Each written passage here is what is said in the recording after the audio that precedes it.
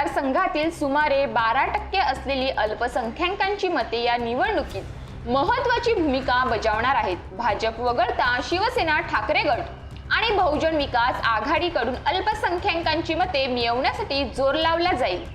सध्या अल्पसंख्याक मतदारांमध्ये उद्धव ठाकरे यांची लोकप्रियता वाढत असल्याने त्यांची मते आपल्याकडे वळवण्याचा प्रयत्न ठाकरे गटाकडून सुरू आहे, तर मुस्लिम मतदार आपल्या सोबतच राहील असा विश्वास बहुजन विकास आघाडीला आहे।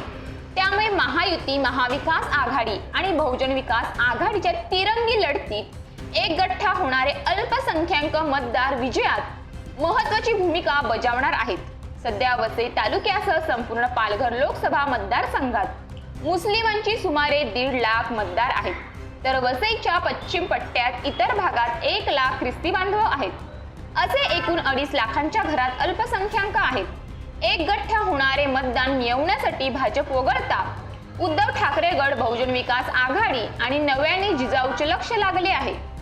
मध्यंतरी मुस्लिम कब्रस्तान दफनभूमीच्या मुद्द्यावर वसई तालुक्यात आंदोलन झाले होते।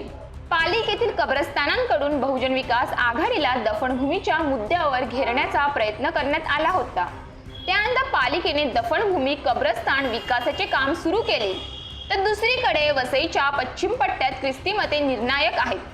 ख्रिस्ती मते मिळावे यासाठी ठाकरेंच्या शिवसेनेचे प्रयत्न सुरू आहेत। मुस्लिम बांधव आणि ख्रिस्ती धर्मीयांची मते मिळवण्यासाठी बहुजन विकास आघाडी आणि उद्धव ठाकरे गट कोणती रणनीती आखणार याकडे सर्वांचे लक्ष आहे।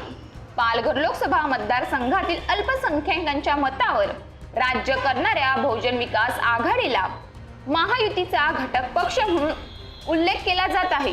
बहुजन विकास आघाडीने भाजपा विरोधाची भूमिका घेण्यास सुरुवात केल्यापासून उद्धव ठाकरे यांच्याकडे अल्पसंख्याक मतदार आकर्षित होऊ लागला आहे।